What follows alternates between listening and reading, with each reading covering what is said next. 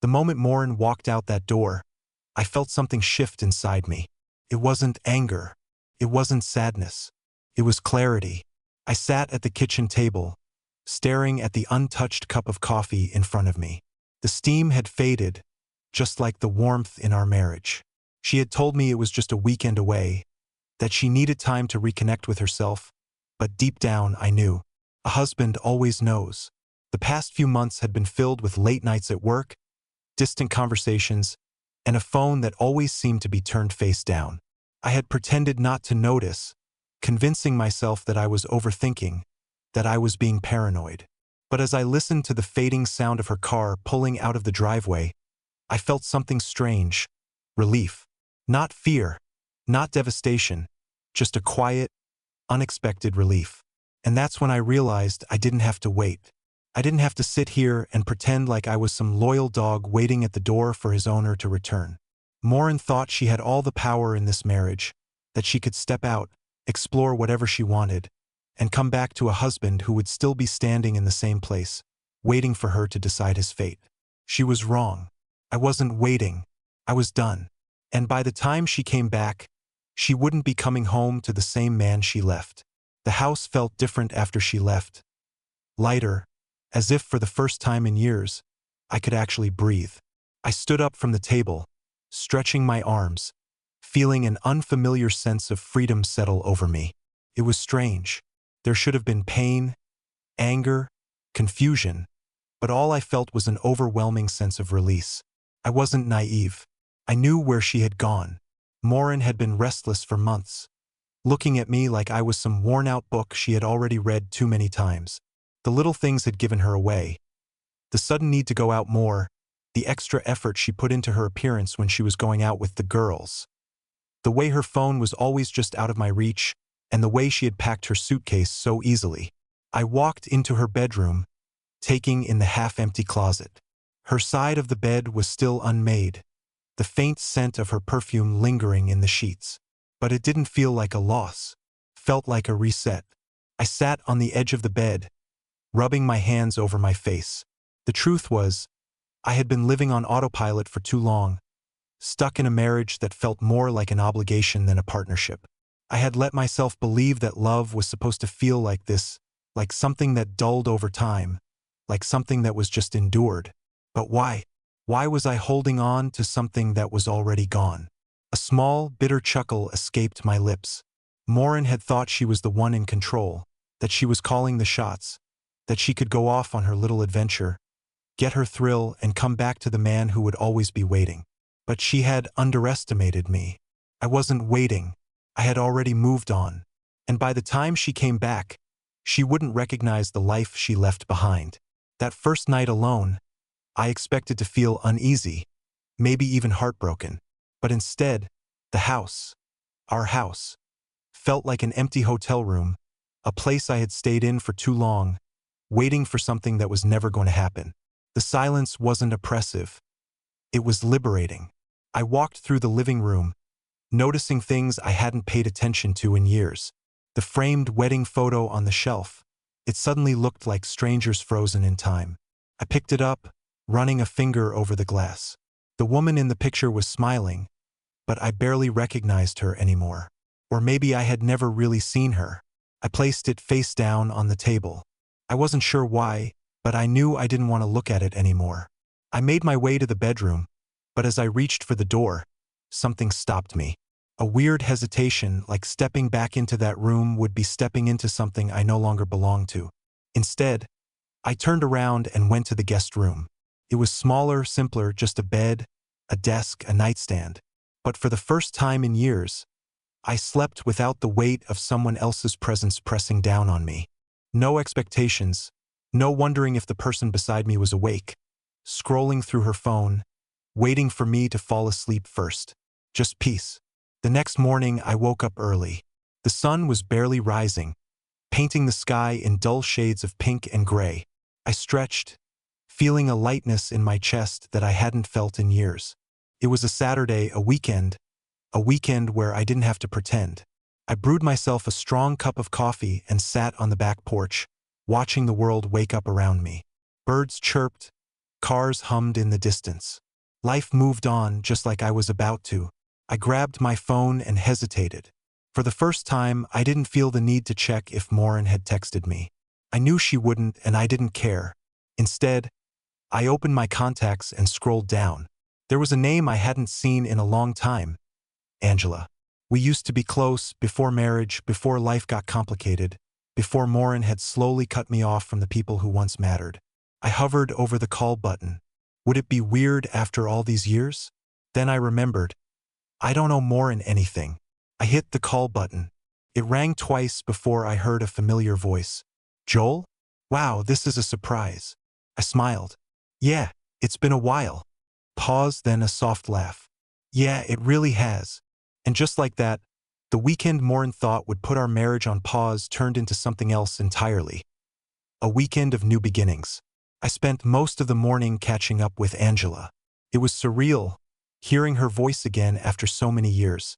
There was something refreshing about talking to someone who knew the old me, the version of myself before I became the man who walked on eggshells, who ignored his gut instincts, who settled for a life that wasn't truly his. Angela and I had history, not the kind of history that complicates things, but the kind that reminds you of who you were before life reshaped you into something unrecognizable. We talked about everything. Work, travel, the people we had lost touch with. I told her about the house, how it felt so foreign without Morin in it. She told me about her own life, how she had moved back into town after years of living elsewhere. So, what's new with you? She finally asked, her voice carrying an edge of curiosity. I hesitated. Should I tell her? Should I say the words out loud? My wife left for the weekend, I said, choosing my words carefully. To explore something new. Angela went quiet for a second, then let out a small, sharp laugh. Let me guess. She expects you to just wait for her to come back like nothing happened. I exhaled, shaking my head. That's the thing. I don't think I care if she comes back at all. Silence, then a soft chuckle. Joel, I don't think you realize how huge that is. Maybe she was right. Maybe without even knowing it, I had already let go. We wrapped up the conversation after a while, promising to meet up soon. And as I hung up, I felt something stir inside me. Not guilt, not hesitation. Excitement. I stepped back inside and took a long, hard look at the house. For years, it had been a museum of Morin's tastes. The sleek, modern furniture, the neutral colors, the picture-perfect arrangement of books and decorations. Nothing ever out of place. Even the scent of the house was hers. Lavender and vanilla candles, expensive lotions, the faintest trace of perfume lingering in the air. But for the first time, I saw it for what it really was. A stage, a perfectly curated performance of a marriage that had been hollow for years. I ran my hand over the marble kitchen counter, remembering all the nights she had sat here, pretending to listen as I talked about my day. How many times had I convinced myself she was just tired when she barely acknowledged me? How many times had I ignored the feeling in my gut that told me she had already checked out of this marriage long before this weekend? Too many. I opened the cabinets, pulling out one of the expensive wine glasses she had insisted on buying. I stared at it for a moment before setting it down on the counter with a sharp clink. Then I did something I hadn't done in years. I turned on the old stereo I had kept tucked away in the closet. The one Morin always said was an eyesore. Within seconds, the house was filled with music. Not the soft, trendy background music she always played when we had guests over. Real music. Music I loved. The kind that made me feel something. I turned up the volume, grabbed my coffee, and leaned against the counter, letting the sound fill the empty spaces Morin had left behind. And for the first time in years, the house finally felt like mine. I was in the middle of cleaning out the living room when my phone buzzed. A text. Morin. I felt my stomach tighten, but not in the way it used to. No dread, no anticipation, just curiosity. Hey, hope you're doing okay. Won't have service for a while. Talk soon. I stared at the message for a moment. No apology, no affection. Just a placeholder, a way to keep me anchored while she did whatever it was she had left to do. She still thought I was waiting. I smirked, typing a quick reply. Enjoy your weekend. And that was it. No questions, no desperation. Just a simple, detached sentence that told her everything she needed to know.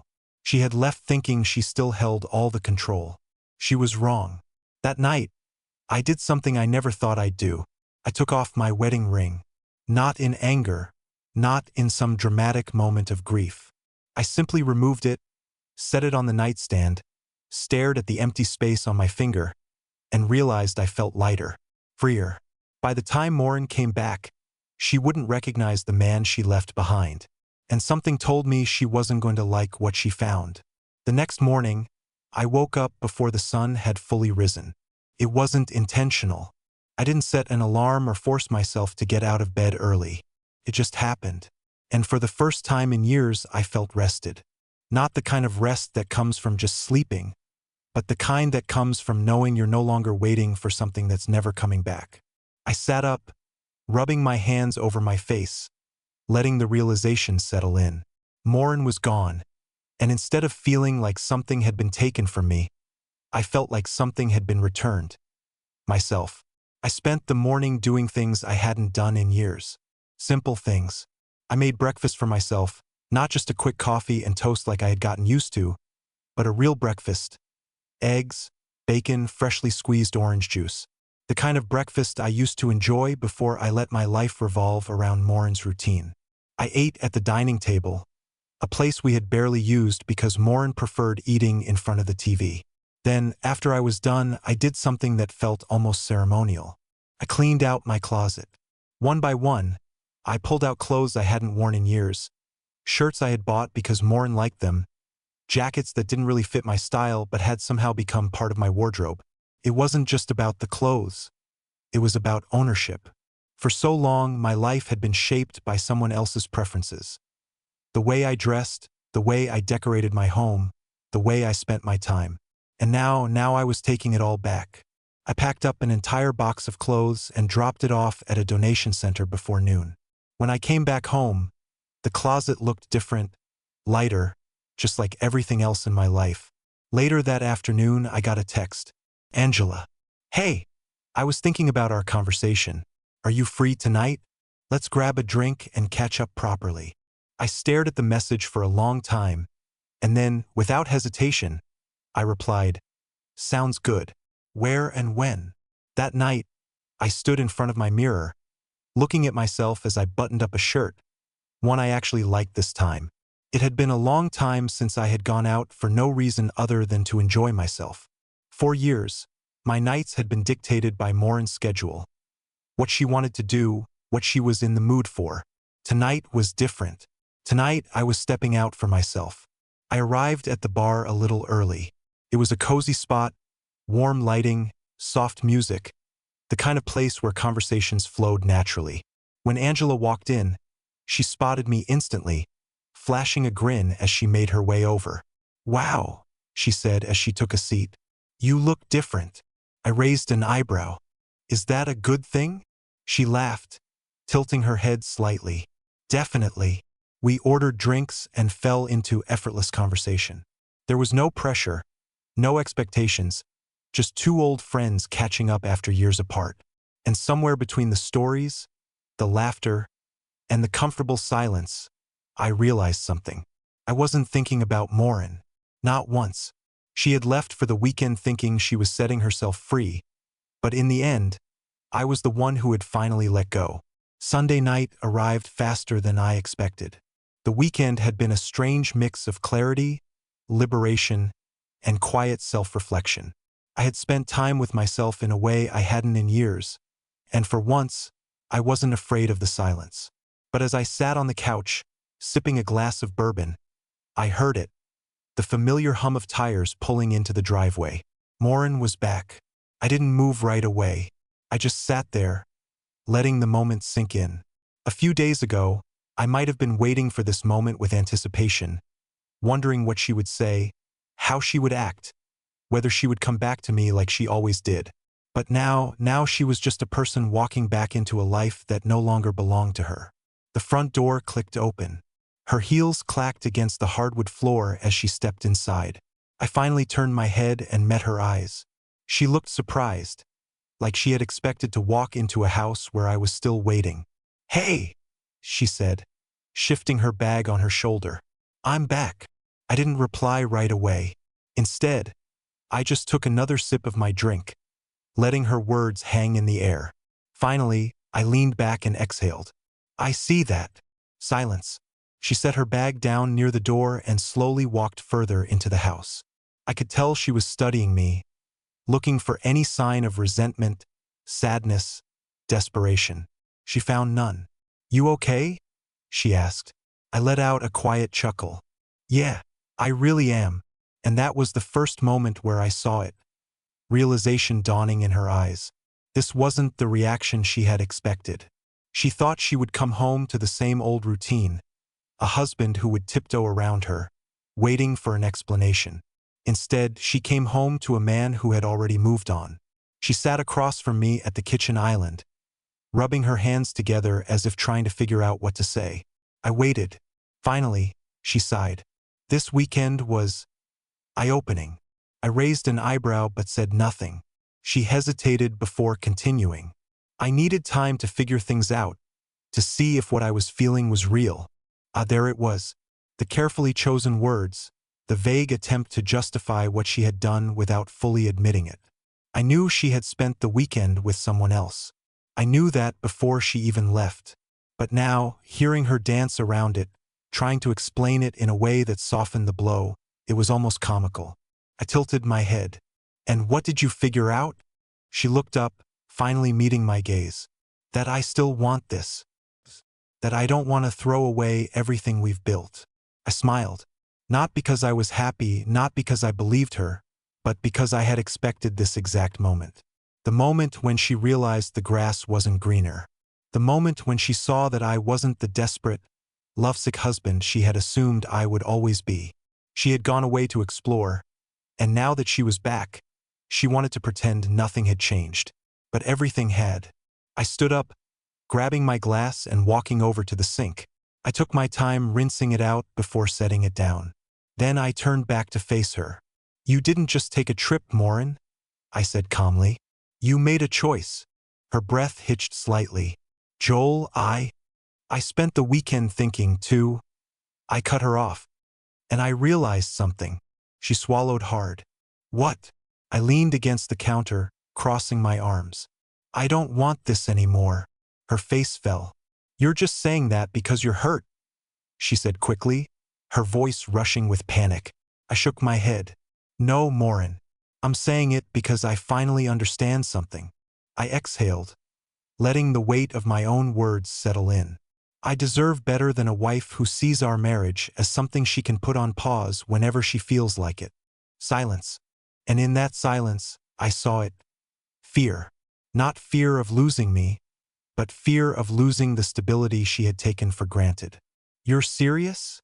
she whispered. I nodded. "I'm done waiting," I said simply. And by the time you walked back through that door, I had already moved on. I watched as her expression shifted from shock to something colder. She straightened up, her lips pressing together. "So that's it? You're just throwing it all away?"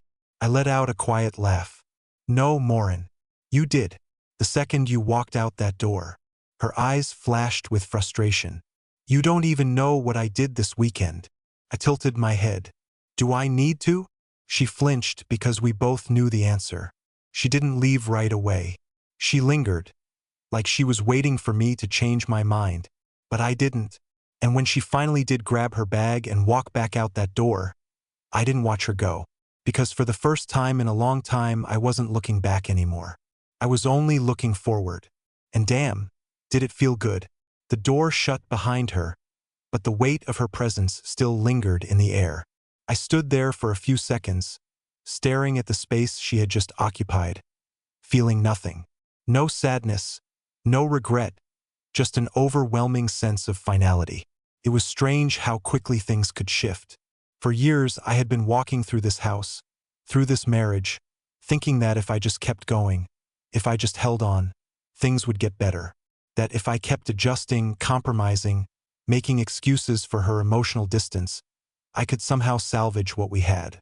But standing there in the silence she left behind, I finally understood. I was never holding on to anything real. I was clinging to an illusion. And now I was free. I didn't clean up the dishes. I didn't straighten the pillows on the couch.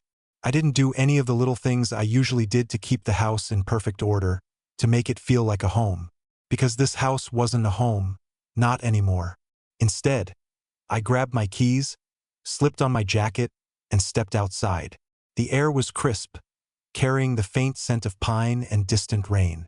It had rained earlier in the evening, leaving the pavement slick and dark beneath the streetlights. I took a deep breath and started walking. No destination, no plan, just movement. For the first time in years, I wasn't thinking about her. I wasn't wondering what she was doing, where she was, who she had been with. I wasn't waiting for answers that no longer mattered. I was just existing, and it felt good. Half an hour later, I found myself standing in front of a familiar door. Angela's door. I hadn't planned on coming here, but my feet had carried me, as if my body knew something my mind hadn't quite admitted yet.